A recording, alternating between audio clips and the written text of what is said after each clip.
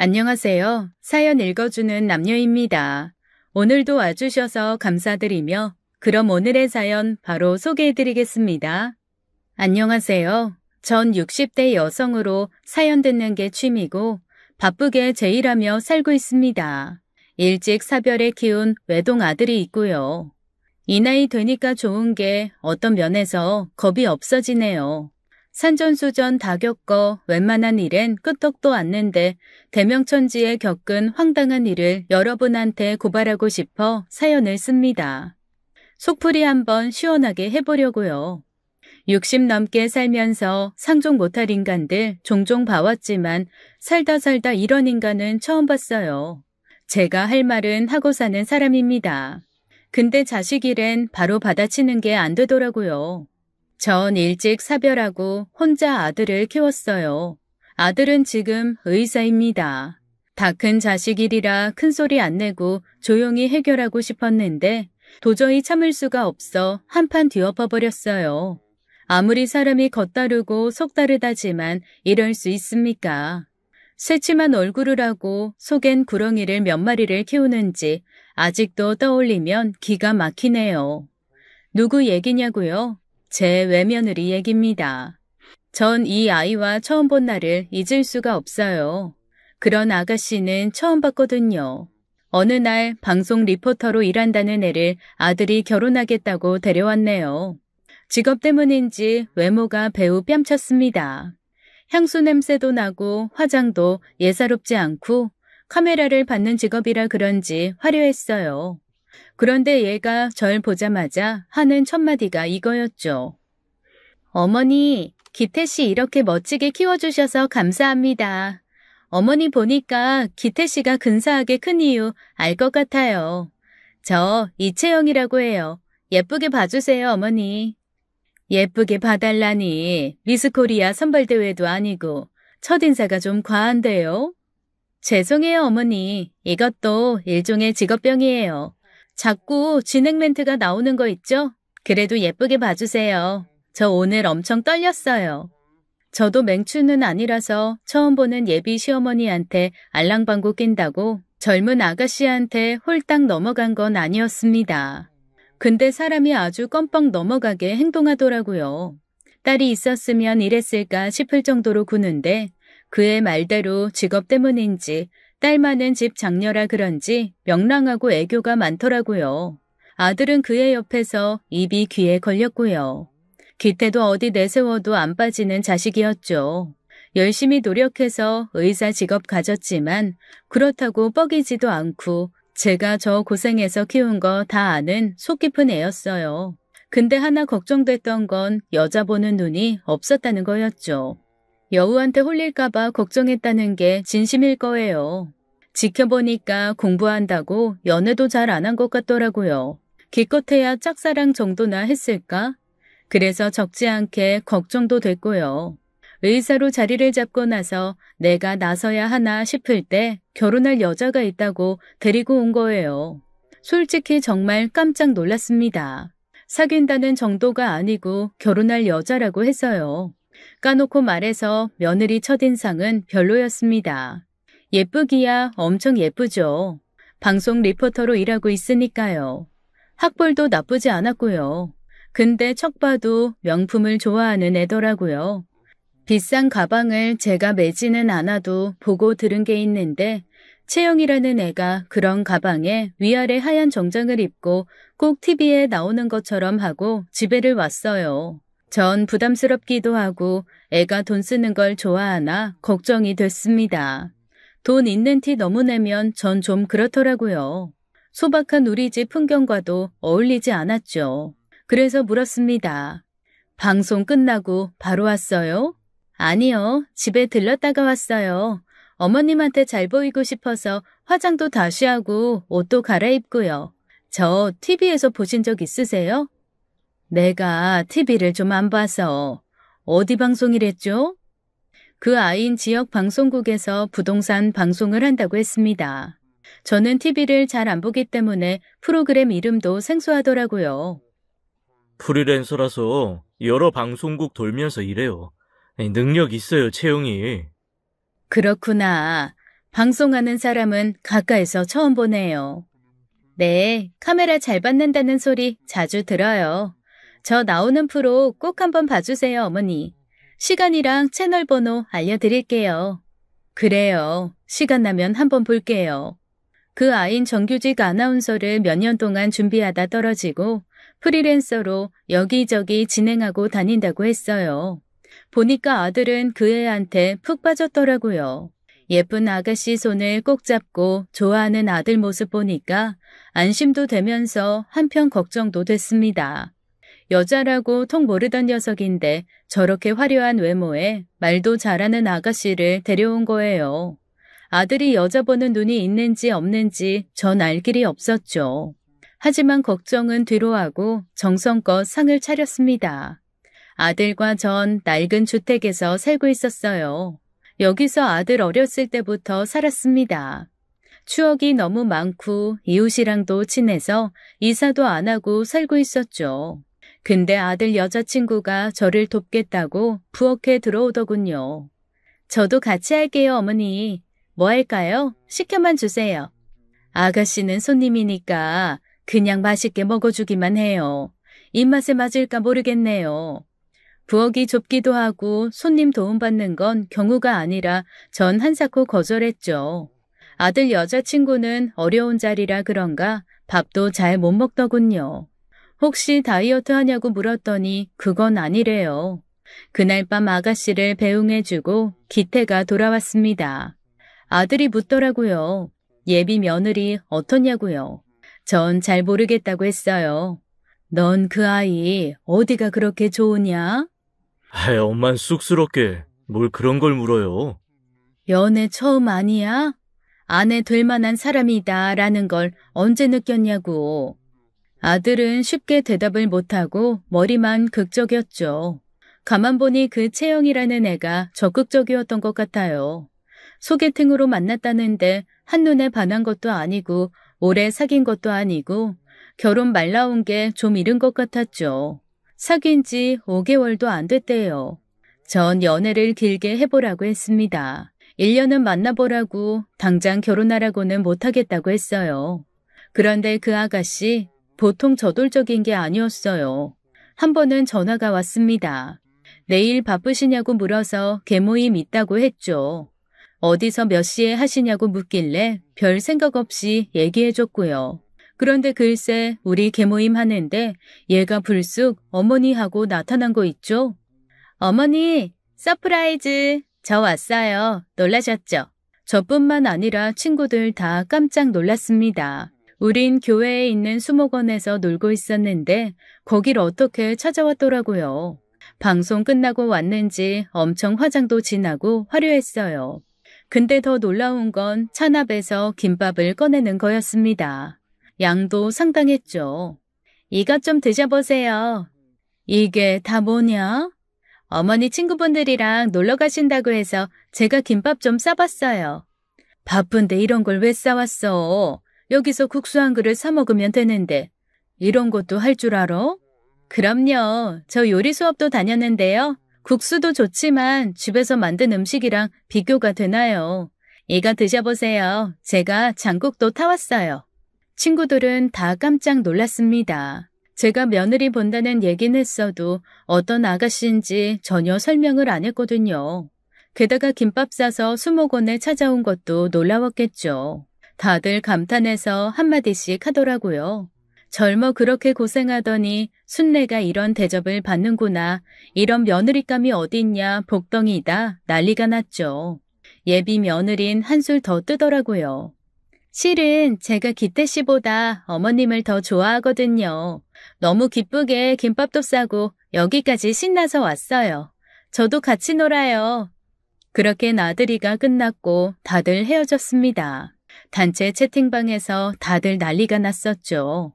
제 며느리감에 대한 칭찬이 자자했어요. 근데 딱 한 친구가 이러더라고요. 너 요새 애들 우습게 보면 안 된다. 걔 보통 아니겠던데? 뭐 그런 말을 해. 나도 사람 보는 눈은 있어. 네 며느리 될래. 눈웃음 치는 게 보통이 아니야. 리포터인가 뭔가 한댔지? 아주 연기도 잘하겠더라. 사람 마음 이상한 게 채영이를 내가 삐딱하게 보면 봤지 남이 또 그런 소리라니까 싫더라고요. 그래서 남의 며느리 될 아가씨인데 그런 소리 말라고 했죠. 그때쯤 아들이 자꾸만 저한테 물었어요. 꼭 1년을 사귀어야 하냐고요. 몰랐는데 채영이가 얼른 결혼하고 싶다고 조르나 보더라고요. 전 웬만하면 그랬으면 좋겠다고 내 계절은 만나보고 결혼하라 했죠. 얼마 뒤 일요일이었어요. 아들과 둘이 있는데 채영이가 불쑥 찾아왔어요. 일요일 오후에 누가 올 일이 없는데 초인종이 울려 깜짝 놀랐습니다. 어머니, 저 왔어요. 아들이나 저나 깜짝 놀랐죠. 집에서 편하게 입고 있었는데 부랴부랴 옷부터 갈아입고 나왔습니다. 어쩐 일이니? 근처에서 친구들이랑 약속이 있었는데요. 하도 재미없어서 그냥 나왔어요. 거기 있는 것보다 어머님이랑 기태 씨랑 같이 시간 보내는 게 좋을 것 같아서요. 제가 근사한 저녁 사드릴게요. 실은 저 지난주에 적금 탔거든요. 전 그 돈 뭐하러 쓰냐고 모아뒀다 필요한데 쓰라고 했지만 예비 며느린 꼭 같이 외식을 하자고 우겼습니다. 결국 그날 채영이가 사주는 닭백숙을 먹었어요. 방송이 없는 날이라고 수수하게 청바지 입고 화장기 없이 나왔는데 얘가 또 달라 보이더라고요. 아들이 여자 보는 눈이 없어 걱정했는데 은근히 좋은 애를 만났나 싶어 안심이 됐습니다. 그날 먹은 닭백숙은 정말 맛있었어요. 속이 뜨끈한 게 정말 든든하더라고요. 그 뒤로 거의 매일 같이 채영이한테 전화 문자가 왔습니다. 사랑하는 어머니 파이팅, 일요일 영화 데이트 너무 기대돼요. 이렇게 사람을 녹이는데 한 달을 고민한 전 기태를 출근시키면서 이렇게 말했죠. 채영이한테 전해라. 상견례 날짜 잡자고. 너희 둘 결혼해. 그러는 게 좋겠다. 어머니, 결정 내리신 거예요? 진짜. 아침부터 저 이렇게 놀래키시면 어떡해요. 아들은 뛸 듯이 기뻐했고 곧 상견례가 잡혔습니다. 사돈 내외와 채영이는 그날 부티가 엄청 나더라고요. 다들 명품 가방에 옷도 잘 차려입고 나왔죠. 기태 말로는 사돈어른이 작은 회사를 운영하신다고 했어요. 저도 자영업자로 식당을 운영하고 있었습니다. 채영이한테도 작게 식당을 하고 있다고 한번 놀러 오라고 했었고요. 그랬더니 너무 가보고 싶다고 어머니 음식 다 맛있다면서 좋아하더라고요. 근데 약속한 날짜만 되면 채영이가 바쁘다고 해서 한 번도 초대를 못했어요. 상견례는 무난하게 치렀습니다. 그렇게 결혼식까지 일사천리로 진행이 됐어요. 제 딴에는 며느리한테 해줄 건 다 해줬다고 생각해요. 너무 사치 부리지 않는 선에서 남들 한다는 건 다 해주고 며느리를 맞이했습니다. 아들 내외 신혼여행 보내고 친척 친구들이랑 잔치까지 하고 집에 혼자 온 날은 기분이 시원섭섭하더라고요. 기태 3살 때 남편과 사별해 여기까지 온 게 스스로도 자랑스럽고 시원하기도 했어요. 이제 아들 잘 사는 일만 남았고 저는 건강하게 제 일 잘하고 그렇게 노후를 보내면 된다고 생각했죠. 그러나 제 기대는 산산조각 났습니다. 결혼하자마자 며느리가 검은 속내를 드러내더라고요.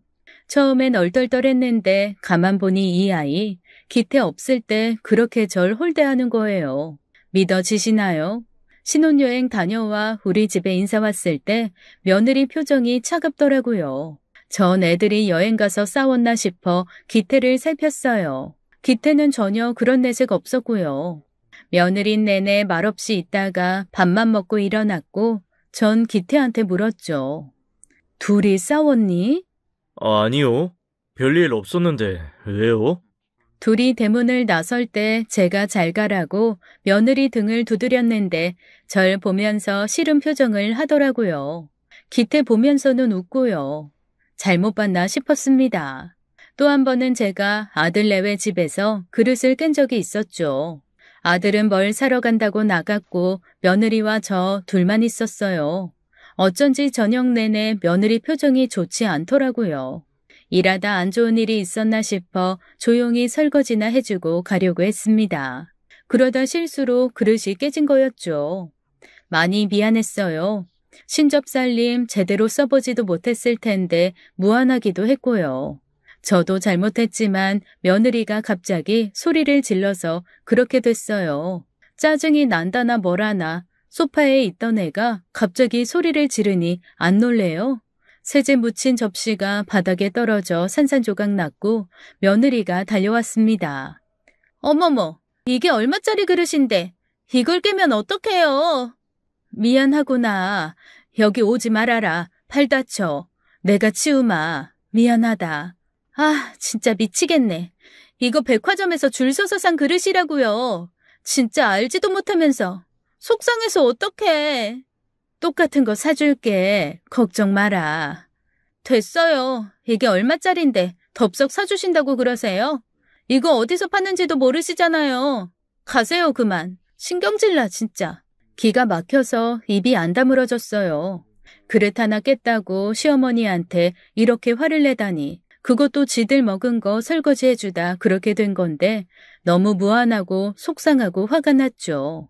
전 알겠다고 미안하다고 하고 집을 나왔습니다. 현관을 나서는데 아들과 마주쳤어요. 왜 벌써 가냐고 자기가 차로 데려다 주겠다고 하는데 전 싫다고 하고 나왔습니다. 아들이랑 같이 있다간 하소연을 할 것 같아서요. 그날 밤에 아들한테 문자가 오더라고요. 며느리가 저 안 다쳤는지 물어보라고 했다면서요. 대충 얼버무리고 전화를 끊었죠. 뭐? 안 다쳤는지 궁금해? 얘가 사람 갖고 노나? 아까 그 말버릇은 뭐고? 아유, 머리 아파. 분해서 잠이 다 안 오더라고요. 아무리 화가 나도 그렇지 신경질이 난다느니 가라느니 결혼한 지 한 달도 안 된 새색 씨가 어떻게 그런 말을 할 수 있겠어요. 그런데 이틀 후 저한테 문자가 하나 왔습니다. 깨진 그릇 가격이라고 액수를 딸랑 보내왔더라고요. 명품 그릇이었고 값도 많이 나갔지만 군말 없이 보내고 말았죠. 불쾌한 기억이라 빨리 잊고 싶었어요. 그리고 며칠 후 아들한테 이런 얘기를 들었습니다. 며느리가 방송일을 접고 옷가게를 개업한다는 거였죠. 얼굴이 좀 알려진 김에 리포터 그만두고 옷이랑 비싼 액세서리를 팔기로 했다는 얘기였습니다. 쇼핑몰도 하고 이름 있는 회사로 키우고 싶다나요? 시간이 흘러 며느리는 개업을 했고 근처를 지나가던 전 가게에 들르게 됐죠. 그랬더니 며느리의 대접이 아주 가관이었습니다. 일단 저를 모른 척하는 건 기본이었고 잡상인 취급하더라고요. 제가 들어가서 서 있으니까 며느리 친구들이 묻더라고요. 언뜻 보니까 다들 방송일을 하는 처자들인 것 같았죠. 근데 채영아, 저분 누구셔? 어? 누구? 아, 신경 쓰지 마. 천천히 구경해. 옷 마음에 드는 거 많을 거야. 헛웃음이 나왔습니다. 신경 쓰지 말라는 며느리 표정이 아주 가관이었죠. 그의 말에 축하해주러 온 손님들까지 절 깔보는 것 같았어요. 며느리는 신경 쓸 거 없다면서 자기 자랑하기 바빴습니다. 다 제 아들이 뭘 해줬고 어떻게 잘해준다는 내용이었죠. 이대로 물러설 순 없었어요. 참다 못해 제가 한마디 했습니다. 예, 며느라, 나왔다. 그랬더니 며느리 표정이 사색이 되더라고요. 친구들이 놀라니까 정색을 하면서 무시하라는 거 있죠? 제가 시어머니라는 걸 밝히기 싫은 게 분명했습니다. 그 요망한 속이 다 들여다 보였어요. 저기 쓰레기 모아놓은 거 보이시죠? 그거 좀 버려주세요. 저 잠깐 문 닫고 점심 먹고 올 거예요. 사색이 된 며느린 절 가게 밖으로 끌고 나가더니 이렇게 말했습니다. 여기 왜 오셨어요? 그냥 와봤다. 지나가다. 땅값 비싼 동네에 어머니가 오실 일이 뭐가 있어요? 그리고 친구들 있는데 며느리라고 하시면 어떡해요? 내가 창피하다 이거냐? 내가 하는 식당이 이 근처야. 그것도 몰랐지? 너 왜 날 모르는 척하고 잡상인 취급하니? 암튼 가세요. 빨리요. 얘들아. 아무것도 아니야. 우리 나가서 점심 먹자. 내가 쏠게. 전 기막혀 그 골목을 나왔습니다. 애가 아주 되바라졌더라고요. 분한 마음과 함께 이런 생각이 들었습니다. 기태가 지안의 저런 성격을 아는지 모르는지 그게 궁금했어요. 하루는 아들을 불러 저녁을 먹으면서 슬쩍 물어봤죠. 채영이가 잘해주냐? 처음처럼? 그럼요. 왜요? 어머니랑 연락 자주 안 해요? 듣기론 매일 전화한다고 하던데. 아니에요? 상여우, 불려우도 모자라 설명할 길이 없었어요. 며느리라는 애는 매일 전화는커녕 가끔 봐도 날 잡상인 취급하는데 아들 기태 앞에서 거짓말도 아주 번지르르하게 하는 것 같았죠. 애가 아주 버르장머리가 없었습니다. 기태 됨됨이를 보고 결혼한 게 아니라 의사 타이틀을 보고 결혼한 것 같았어요. 얼마 뒤 설 명절이 다가왔죠. 설인데도 아들은 병원에 출근해야 했고 전 아예 며느리 볼 생각은 안 하고 있었어요. 근데 기태한테 연락이 왔습니다. 제가 만든 명절 음식이 먹고 싶다는 거였죠. 장모님한테 얻어먹으라고 했더니 처갓집은 명절에 음식을 안 한대요. 제가 그랬습니다. 음식 해줬다가 며느리가 싫어하면 어떡하냐고 그랬더니 아들이 이렇게 말하는 거였어요. 채영이도 어머니가 해주신 음식 먹고 싶대요. 장모님이 해주신 것보다 더 입에 맞다고 전이랑 떡국, 어머니가 해준 갈비도 먹고 싶어요.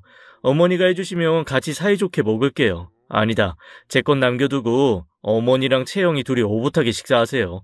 설에 못 찾아뵈서 죄송해요. 대신 다음 주말에 같이 시간 보내요, 어머니. 알았다. 엄마가 만들어서 가져다 줄게. 며느리가 구박한다고 아들 좋아하는 음식을 안 할 필요는 없잖아요. 전 속이 푹푹 썩으면서도 음식을 하나하나 했습니다. 아무래도 저랑 산세월이 많으니 아직은 제 음식이 입에 맞겠다 싶었어요. 또 안싸도는 명절 음식을 안 하신다니 겸사겸사 했습니다. 만든 음식을 갖고 아들 내외 아파트로 갔죠. 음식들을 경비실에 맡길까 하다가 그냥 집으로 올라갔습니다. 물론 며느리가 보기 싫었지만 아들 먹고 싶다는 음식 차디차게 식는 게 싫어서요. 또 며느리가 성질내면서 내다 버리면 어떡하나 싶기도 했고요. 전 문을 두드렸고 며느리는 민망한 차림으로 문을 열더라고요. 해가 중천인데 자다가 깼는지 야시시한 속옷 차림으로 문을 벌컥 열어서 제가 다 놀랐습니다. 게다가 현관문에 술병이 쌓여 있었어요. 왜 오셨어요? 대뜸 그렇게 묻는 것도 예상 못할 일은 아니었습니다. 밤에 혼자 술 마셨는지 냄새가 말도 못했죠. 전 이렇게 말했어요.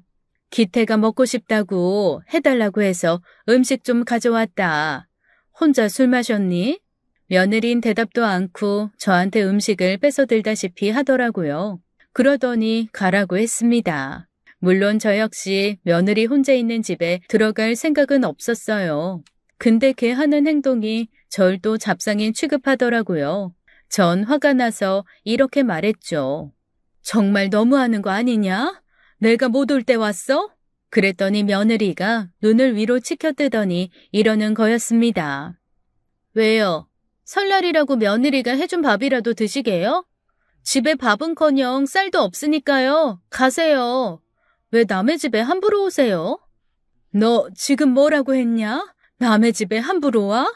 그래, 너희 둘이 사는 집이 맞긴 하지만 내가 지금 남이냐? 생판 남한테도 이렇게는 안 하겠다. 며느린 저를 막 현관 밖으로 밀어냈어요. 아주 앙칼지게 절 내쫓는데 누가 보면 제가 빚쟁이인 줄 알았을 거예요. 왜 이렇게 말 못 알아들으세요? 가시라고요. 함부로 연락 없이 오시지 말고요. 그 아이는 저를 밀쳤고 전 벽에 어깨를 부딪혔죠. 나이가 있다 보니 조그만 충격에도 관절이 덜컹거리는데 그날은 꽤 세게 부딪혀 아팠습니다. 아이고 어깨야. 그거 알아요? 있는 집들은 명절에 자식들 다 해외여행 보내주는 거. 어머니가 해준 게 뭐가 있다고 그렇게 강짜를 부리세요? 제 친구들 다 의자자하게 있는 집에 시집가서 한번 시댁 갔다 하면 몇백만 원씩 용돈 받아온다는데 이런 얘기 듣고도 할 말 없죠? 진짜 짜증나. 지질이 궁상. 뭐? 너 뭐랬냐? 방금 뭐랬어? 눈앞에서 문이 쾅 닫혔습니다. 전 너무 황당해서 비틀거리다가 안 되겠다 싶어 그 집 문을 다시 두드렸죠. 못돼도 이렇게 못될 수가 없었어요. 제가 현관문을 막 두드리니까 며느리가 문을 벌컥 열더라고요. 엄청 짜증을 내면서요. 제가 그랬습니다. 어디서 배운 말버릇이냐고, 네가 이러는 거 기태도 아냐고요. 그랬더니 며느리가 하는 말이 저보고 뭐가 있어 그렇게 당당하냐는 거예요. 이 집도 차도 다 남편이 한 건데 어머니가 무슨 권리로 이 집에 드나드냐고 하는 거 아니겠어요? 집에 올 때 냄새나는 음식 말고 돈이나 들고 오래요. 그러면 반겨주겠대요. 한마디로 돈 없고 가난한 시어머니는 상종하기 싫다 이거였습니다. 전 할 말을 잃었어요. 그 길로 나와 집에 돌아갔죠. 상종 못할 애라는 거 분명히 알게 됐고 속이 상하다 못해 타들어갔습니다. 이제 확실히 알겠더라고요. 제가 며느리 잘못 들였다는 것을요. 쫓겨나듯 아들 집에서 나온 저는 이를 득득 알았어요. 앞으로 절대 며느리가 있을 땐 그 집에 가지 않겠다고 다짐했죠. 벽에 부딪혀 어깨를 다친 것도 화가 났지만 더 기가 막힌 건 아들 기태가 아무것도 모르고 있다는 거였어요. 그때부터 치열한 고민이 시작됐습니다. 며느리의 실체를 알려야 하나 말아야 하나 너무 고민이었어요. 한편으론 아들이 행복한지 확인도 하고 싶었고요. 저한테 막대하는 며느리 기분 같아선 다 까발리고 싶었지만 아들이 좋다면 아들한테는 잘한다면 이 결혼 깰 순 없었습니다. 그날 밤 제 속을 알 리가 없는 아들이 전화를 했더라고요. 새벽에 퇴근해 전을 데워 먹었대요. 며느리도 같이 먹었냐고 물었더니 속이 안 좋다고 해서 혼자 대충 먹었다고 하더라고요. 요새 개업한 며느리 가게가 엄청 잘 된다나요? 돈 버느라 힘들어한다고 아들 딴엔 배려를 하나 보더라고요. 그래도 명절인데 집에서 쉬는 사람이 밥상이나 따뜻하게 차려주면 좋으련만 누구한테 뭘 기대하겠어요. 어떻게 보면 그런 며느리 선택한 아들도 문제였죠. 여자 보는 눈이 어쩌면 그렇게 없을까 혼자서 속이 푹푹 썩었습니다. 알리고 싶지 않았는데 아들은 제가 어깨를 다친 걸 알고 집에 자주 왔죠. 며느리도 한두 번 따라오더라고요. 와서 기태가 볼 때는 찜질을 해준다 어쩐다 난리를 치다가 기태가 어딜 가면 안면물수 바로 들어가네요. 다리 꼬고 핸드폰만 보는데 내 자식이면 등짝을 때렸을 겁니다. 차라리 안 오면 속이나 편하지 기태 따라오면 제 속이 말이 아니었어요. 다친 어깨 치료하고 그달이 지나갔고 저 두 얼굴의 며느리를 어떻게 해야 하나 고민하던 때였죠. 그리고 기어이 일이 벌어졌습니다. 며느리가 개업한 옷가게 근처에는 유명한 레스토랑이 있었어요. 강남에서도 손꼽히는 비싼 곳이었죠. 손님들도 한 자락 하는 분들이 많았고요. 그 레스토랑 입구에서 며느리와 안사돈 그리고 사돈 처녀와 마주치고 말았습니다. 며느리와 안사돈은 절 보자마자 놀라더니 코웃음을 치더라고요.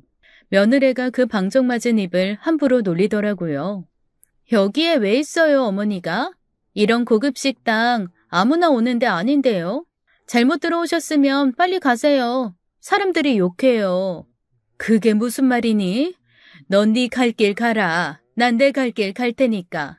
또 며느리의 막말은 시작됐고 전 안사돈이 어떻게 하나 지켜봤습니다. 황당한 건 콩 심은데 콩 난다더니 안사돈은 그런 딸을 보며 같이 웃기만 하는 거였어요. 전 입을 떼기도 싫어서 목례만 까딱하고 자리를 피해버렸습니다. 레스토랑 안에 있는 화장실에 들어가 앉았는데 문이 열리면서 익숙한 목소리가 들렸어요. 리포터 출신이라 카랑카랑한 목소리를 가진 며느리와 안사돈이었죠. 역시나 며느리가 아나무인인 데는 이유가 있었습니다. 안사돈 말하는 게 엄청 천박했어요. 상견례 때는 그렇게 고상한 척 하더니 다 연기였던 거였죠. 이런 고급스러운 데를 저런 촌스러운 노인네가 왜 온 거야? 격 떨어지게. 어쩌다 우연히 들어왔겠지. 이런 데인 줄도 모르고.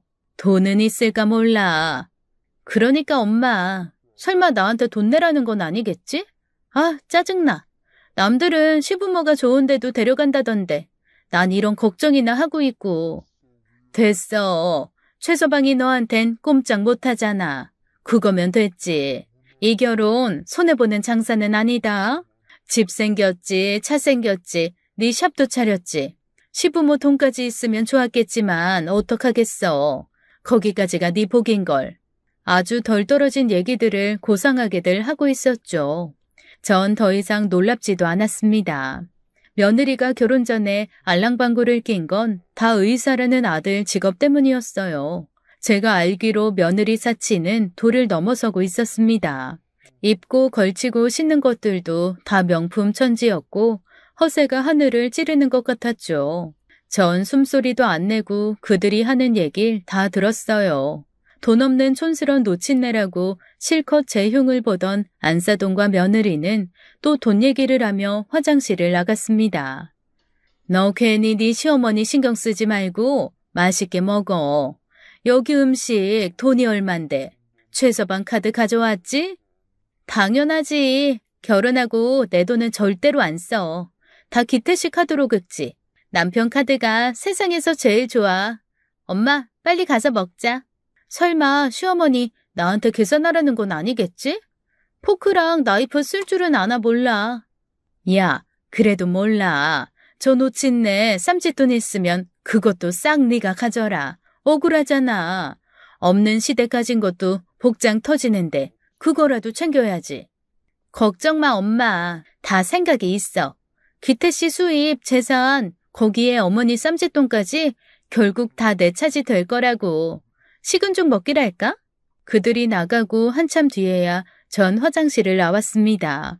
며느리 막장으로 말하는 거야 처음 겪는 일은 아니었지만 그래도 손발이 부들부들 떨리고 분이 나서 견딜 수가 없었어요. 전 마음이 진정될 때까지 기다렸다가 화장실에서 나갔습니다. 그리고 며느리와 안사돈, 사돈 처녀가 앉은 자리가 잘 보이는 자리를 잡았어요. 아주 자기들끼리 신났더라고요. 메뉴판을 보고 이것저것 양껏 고르는 것 같았죠. 전 앞에 커피 한 잔을 놓고 그들이 하는 짓을 보고 있었어요. 한참 맛있다면서 먹더니 안사돈이 웃기는 짓을 하더라고요. 웨이터, 안심 스테이크 크기가 작은데 리필 좀 해줘요. 되지? 이거 한 그릇에 얼만데 칸에 기별도 안 가겠어. 아유, 배고파. 스님, 메인 요리는 리필이 어렵습니다. 음료는 가능하시고요. 어머, 왜 안 돼? 여기 서비스 진짜 별로네. 이렇게 큰 접시에 손바닥도 안 되는 고기 올려놓고 그 돈을 받아? 진짜 별꼴이다. 왜 유명한지 모르겠네. 불친절하다고 사람들한테 소문내도 할 말 없죠? 웬만하면 그냥 줘요. 사람도 없는데. 정말 진상 중에 상진상이었어요. 직원은 정중하게 메인 요리는 리필이 안 된다고 했고 며느리와 사돈 처녀가 옆에서 항의하는 게 보였습니다. 교양이라곤 조금도 찾아볼 수가 없었어요. 요리를 더 시키면 시켰지 메인 요리를 리필해달라는 손님은 정말 처음 보는 것 같았죠. 직원이 어이없다는 표정으로 주방으로 가길래 제가 손짓으로 불러 세웠습니다. 저 테이블 손님들 요구사항이 뭐죠? 내가 제대로 들은 거 맞아요? 안심 스테이크 리필. 그것도 세 접시나? 직원이 그렇다고 했고 전 어이없어하는 직원에게 메인 요리 다시 해서 가져다주고 다른 것들도 챙겨주라고 했습니다. 직원은 알겠다며 저한테 90도로 인사를 하고 주방으로 갔어요. 아니나 다를까 안사돈과 며느리 일행이 절 보고 있었죠. 자기들끼리 수군거리는 소리가 다 들렸어요. 여기가 어떤 데인 줄 알고 저렇게 아는 척을 하냐고 지금 자기들이 주문한 음식이 얼만데 계산이라도 해줄 거냐면서 비아냥거리고 웃더라고요. 계산? 무슨 계산? 돈 한 푼 없을 텐데 무슨. 직원한테 뭐라고 했길래 저렇게 공손하게 인사를 해? 괜히 기분 나쁘게. 그래도 뭐 다시 해준댔으니까 그거나 먹고 가요. 전 자리에서 일어나 며느리와 안사돈네가 있는 테이블로 갔습니다. 도저히 참을 수가 없어 숨겨왔던 제 정체를 밝히게 됐죠. 저로서도 뜻밖의 상황이었어요. 새아가, 안사돈, 궁금한 게 참 많네요. 내가 저 직원한테 뭐라고 했을까요? 그 말도 안 되는 리필 요구 들어드리라고 했어요. 왜냐고요? 이 레스토랑 내가 대표거든요. 더 드시고 싶으면 드세요. 전혀 부담 안 되니까. 우리가 어떤 사이인데 이 정도도 못합니까? 진작 말씀하시죠. 이런데 처음 오신 것 같은데 세상 어떤 레스토랑에 가도 메인 요리는 리필이 안 되는 거 전혀 모르고 있었나 봐요. 여기서야 실수하셨지만 다른 데서는 교양 있게 행동하세요. 아시겠어요? 안사돈과 며느리 사돈처녀는 입을 떡 벌리고 저를 보더라고요. 전 가볍게 웃어줬습니다. 왜 그렇게 놀라냐는 표정을 지으면서요. 세아가 전에 한번 말했잖니. 내가 아는 식당에 한번 오라고. 음식 맛있게 해주겠다고 했잖아. 넌 대답만 잘하더니 코빼기도 안 보이더구나. 그 식당이 여기야. 무슨 말인지 이해돼? 그럼 여기 어머니 소유예요? 어떻게 그런 일이?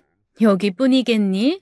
같은 이름으로 된 레스토랑, 내 건물들 말하면 알기나 하겠니? 세아가 정신 차려. 벌어진 입에서 침 떨어지겠다. 뭘 그렇게 놀라니? 이 정도 가지고. 며느리는 사색이 돼서 입을 다물더니 얼굴이 홍당무가 되더라고요. 안사돈도 안절부절 못하면서 제 눈치만 보고요. 곧 직원이 갓 구운 스테이크와 샐러드, 음료들을 가져왔습니다. 전 직원에게 다시 세팅하라고 지시했어요. 직원은 저한테 대표님이라고 하며 착착 일을 했죠. 제가 손짓 한번 하니까 매니저도 달려왔고요. 그 모습을 멍하니 보던 며느리가 갑자기 무릎을 꿇었습니다. 그러면서 이렇게 말하는 거였어요. 어머니, 몰라봐서 죄송해요. 저 진짜 몰랐어요. 왜 진작 말씀 안 해주셨어요. 그랬으면 달랐을 텐데. 저 용서해 주세요, 어머니. 짐작하기론 아마 며느리 머릿속에서 계산기가 엄청 돌아갔을 겁니다. 땡전 한 푼 없이 낡은 집에서 사는 시어머니가 실은 엄청난 사업가라는 걸 깨닫고 무릎을 꿇은 거였죠. 전 코웃음을 쳤죠. 말했으면 뭐가 달라지는데 너 진짜 맹랑하구나. 가난하고 허름한 시어머니 무시해도 되고 이런 레스토랑 운영하면 깍듯이 대접하는 게 네 상식이냐? 왜 무릎을 꿇어? 어서 먹지 않고. 우리 셰프 실력 상당해. 네가 더 잘 알지 않겠니? 세상에 누가 메인 요리를 리필해달래? 이런 레스토랑에서 안사돈, 제 쌈짓돈 채영이 주머니에 들어가기나 하겠어요? 제 재산 감당이 되겠냐고요? 아니, 나는 그런 뜻이 아니라. 돌아가는 판이 완전히 뒤집혀 버렸습니다. 말할수록 더 기가 차고 황당하더라고요. 누구 레스토랑에 와서 저렇게 뻐기는 건지 정말 한심했어요. 전 제 젊음과 청춘, 피땀이 녹아든 이 레스토랑을 정말 아꼈습니다. 강남 한복판에서 꾸준히 인기를 끌기 위해선 보통 노력으론 부족했어요. 그런 곳에 와서 절 깎아내리다니 예의도 모르고 교양도 없이 행동하면서 절 무시한 며느리와 사돈네를 용서할 수가 없었습니다. 그래도 안사돈은 딸이 무릎을 꿇은 게 아무래도 보기 싫었겠죠. 자기 딸이 한 짓은 생각 안 하고 한마디 보태려고 해서 제가 선수를 쳤습니다. 화장실에서 다 들었습니다. 시골 노인들은 이런 데 오면 안 된다는 법이라도 있습니까? 사람 겉모습만 보고 판단하는 거 아닙니다. 제 모습이 뭐가 어때서요?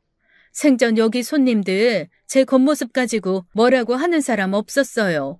사람이 왜 그렇게 몰상식해요? 말씀이 너무 심하신 거 아니에요? 처음부터 툭 터놓고 말씀하셨으면 다 좋았잖아요. 그러게 이렇게 재력이 있으신 줄 몰랐네요. 신뢰가 많았습니다, 정말. 됐고요. 며느리 하는 행동 말 어디서 배웠겠어요? 안사돈한테 정말 실망 많이 했습니다.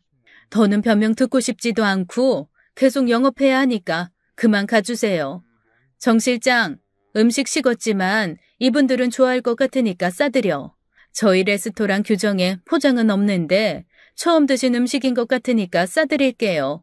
두고 많이 드세요.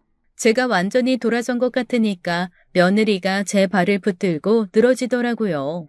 그의 눈에 뭐가 보였겠어요. 제가 화난 게 무서운 게 아니라 재력 있는 시어머니 놓칠까봐 안달이 난 거였겠죠. 그 속이 너무 투명하게 보여서 헛웃음이 나왔습니다. 어머니, 잘못했어요. 노여움 푸세요. 제가 여기서 설거지라도 할까요? 청소라도 할까요? 시키는 대로 다 할게요. 싫으니까 그냥 가라. 네가 하긴 뭐래. 명품 사고 비싼 음식 먹는다고 사람이 고급되니? 인성 좋고 현명해야 고급인 거지. 가라. 남의 사업 망칠 생각하지 말고 가. 그렇게 며느리와 안사돈은 제 레스토랑에서 쫓겨났습니다. 들어올 땐 기세 등등하더니 나가는 뒷모습이 볼만하더군요. 아주 하는 짓들이 가관이었어요. 어쩌면 그렇게 돈밖에 모르는지 오만정이 뚝 떨어졌죠. 특히 화장실에서 제욕하던 건 잊을 수가 없었습니다. 기태돈에 제3지돈까지 지꺼 만들겠다던 며느리 목소리가 잊혀지지도 않았죠. 전 그 사람들 내쫓고 계속 일했어요. 미꾸라지 한 마리가 물 흐린다고 제 일을 안 할 순 없으니까요. 매니저로 일하는 직원이 퇴근하는 게 어떻겠냐고 했지만 차라리 일하는 게 나을 것 같아 레스토랑에 있었습니다. 아주 전화에 불이 났어요. 며느리가 애타게 절 찾더라고요.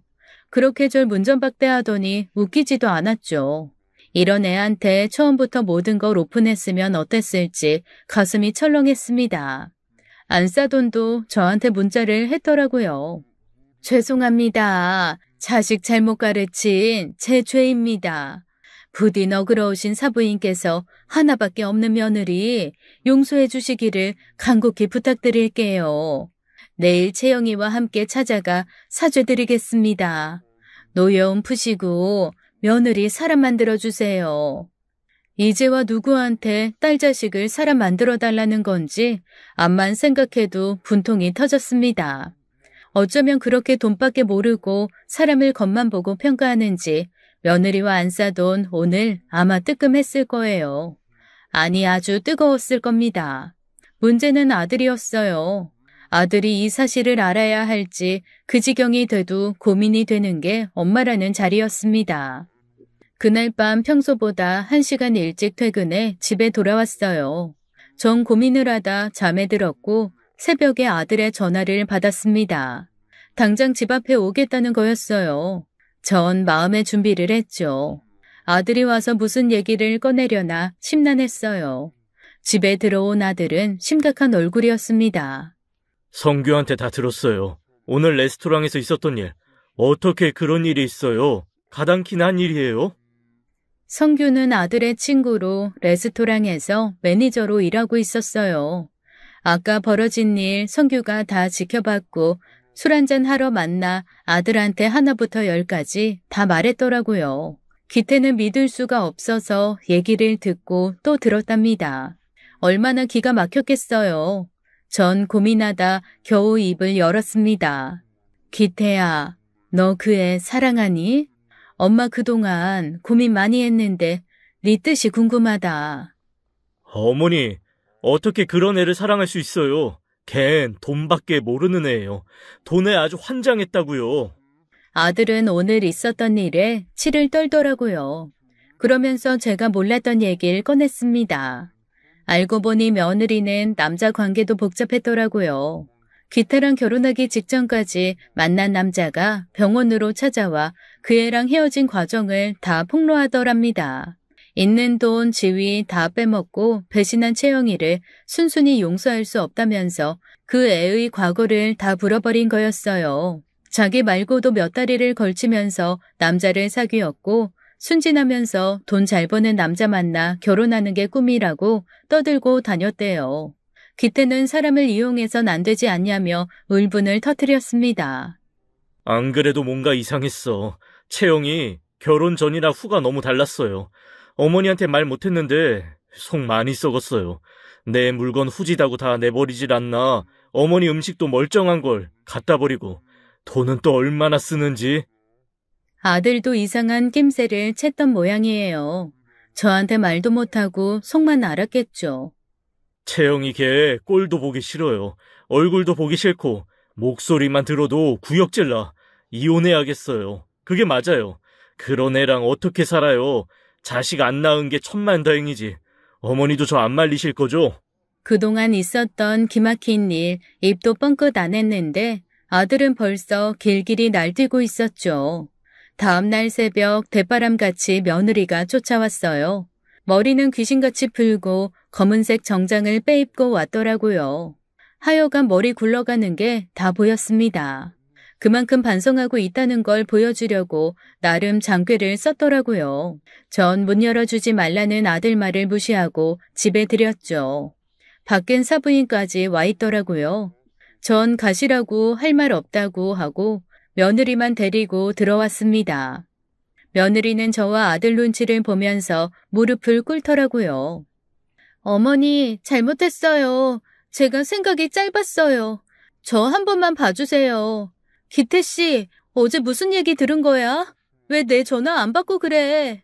여기서 잤구나? 아들은 화를 간신히 참는 눈치였죠. 숨소리도 거칠고 보통 화가 난 게 아니었어요. 성격이 순한 기태가 이 정도면 엄청 분노하고 있다는 거였습니다. 두 얼굴로 사는 거 영원히 안 들킬 줄 알았어? 너 어머니 왜 무시해? 어머니 돈 없고 촌스럽다고 막말하고 장모님이랑 대놓고 무시했다며? 내가 언제 해? 몰라서 그랬지. 이젠 안 그래. 절대 안 그래. 자기, 나 결혼하기 전에 어떻게 했는지 기억 안 나? 어머니, 다 기억나시죠? 저 원래 어머니한테 잘했잖아요. 늦었어 이미. 나도 어머니도 너한테 마음 떠났어. 어떡하냐? 그렇게 돈 좋아하는 애가 큰일 났다. 어머니 그 레스토랑만 운영하는 거 아니야. 서울에 건물도 많고 그런 식당 몇 개나 더 있어. 너 제정신이냐? 너 그동안 쓴 돈 누린 거 다 어머니한테서 나온 돈이라고. 이제 다 끝났고 나가. 이혼 서류 보낼 테니까 사인해. 너랑은 끝이야. 아들은 흥분하고 있었고 자칫하면 큰 싸움이 날 것 같았습니다. 전 아들한테 일단 출근하라고 했어요. 저한테 뒷일은 맡기라고 설득했죠. 아들은 며느리를 한참 노려보다가 억지로 출근했습니다. 전 현관문이 닫히자마자 입을 열었어요. 그동안 있었던 일 처음부터 끝까지 취조하듯 캐물었죠. 옷가게 개업할 때 잡상인 취급한 거, 설 명절에 날 밀쳐 어깨 다치게 하고도 모른 척한 일, 수도 없는 막말과 무시 인정하냐고 물었습니다. 그리고 레스토랑 화장실에서 절 욕한 일도 꺼냈죠. 남편을 돈 버는 기계로 알고 시어머니 쌈짓돈까지 털어갈 계획 아직도 유효하냐고 했더니 웃으면서 실수라는 거였어요. 이제 다시는 안 그럴 거라고 자기를 하인처럼 부리라고 하는데 그것도 말이라고 짓거리는 꼴이 기가 막혔죠. 전 며느리를 사람으로 보지 않기로 했어요. 일이 이렇게 된 이상 진심으로 사죄하는 모습을 보고 싶었는데 얜 반성이라는 걸 모르는 애였습니다. 게다가 기태도 이혼한다고 벼르고 있고 제가 내릴 수 있는 결론은 하나였어요. 기태도 마음 돌아섰고 나도 너 며느리로 계속 보고 싶지 않으니까 나가라. 오늘부로 연을 끊어. 싫어요, 어머니. 저 안 나가요. 못 나가요. 그때였어요. 현관문이 부서질 듯 열리더니 기태가 거실로 쳐들어왔습니다. 출근한 줄 알았던 애가 우리 얘길 다 듣고 있었어요. 기태는 피가 거꾸로 솟는다면서 하나하나 따지고 들었습니다. 못 나가긴 뭘 못 나가. 내 카드랑 차키, 그 가방이랑 반지까지 싹 다 두고 가. 너 그 옷가게인지 뭔지 낸 거 내 돈으로 내준 거 아니야. 어머니가 사업자금 다 주셨다고. 너한테 비밀로 하라고 해서 내 돈으로 한 거라고 했고 카드? 생활비? 야, 내가 얼마나 번다고 네 씀씀이를 다 감당하냐. 그것도 다 어머니가 도와주신 건데 뭐? 명절 음식 해온 어머니를 벽에 밀쳐? 어머니를 잡상인 취급해? 야, 귀신은 뭐 하는지 모르겠다. 너 같은 애 안 잡아가고. 네가 그러고도 사람이냐? 잘못했어, 기태씨. 다신 안 그럴게. 한 번만 기회를 줘. 며느리는 그 말을 듣더니 더 싹싹 빌었어요. 진짜 물주가 저였다는 걸 다시 한번 듣곤 눈이 뒤집힌 것 같았습니다. 저한테 잘못했다고 바닥을 기라면 기고 발바닥을 핥으라면 핥겠다고 해서 제가 소름이 끼쳤어요. 너 같은 애 다시는 상종하고 싶지도 않다고 어쩌면 겉과 속이 그렇게 다르냐고 억지로 집 밖으로 내쫓았습니다. 며느리라고 부르고 싶지도 않은 그의 가족들도 참 즐깁니다. 그의 가족들도 참 즐깁디다. 몇 날 며칠을 우리 집이랑 레스토랑 주변을 서성이면서 끈질기게 사죄 한다고 용서해달라고 하더라고요. 한 번은 레스토랑 매니저 성규가 저한테 전화를 했어요. 며느리가 주방에 쳐들어가 설거지를 하고 있다는 거였죠. 대표님, 진짜 이 여자 왜 이래요? 제정신 아니에요. 다짜고짜 고무장갑 끼고 설거지하는데 나가라고 해도 들은 척도 안 해요. 기막혀서 원. 정 실장, 내가 갈 테니까 일 봐. 신경 쓸 거 없어. 이제와 바짓가랑이 잡아봤자 무슨 소용이 있겠어요. 전 그 애 내쫓고 사설 경호원까지 고용해서 그 집안 사람들이 얼씬도 못하게 했습니다. 아들 병원에까지 찾아가고 전화한다는 걸 제가 작심하고 그 인간들이랑 만나 결판을 냈어요. 거에게 위자료 청구받고 싶냐고 이혼 전문 변호사의 매운맛 좀 보고 싶냐고 하니까 그제야 꼬리를 내리더라고요. 뭐가 아쉬운지 연신 미안하다 잘못했다 엎드리는데 완전히 질려버렸습니다. 내가 살다 당신 같은 사람들 처음 봅니다. 딸 자식들 다 그렇게 키웠습니까? 돈 있는 사람 앞에선 비굴하게 굴고 없는 사람 앞에선 아무렇게나 굴어도 상관없다고요? 아들 기태, 이 결혼의 진심이었고 나도 며느리에게 최선을 다했지만 더는 인연 맺을 이유가 하나도 없네요.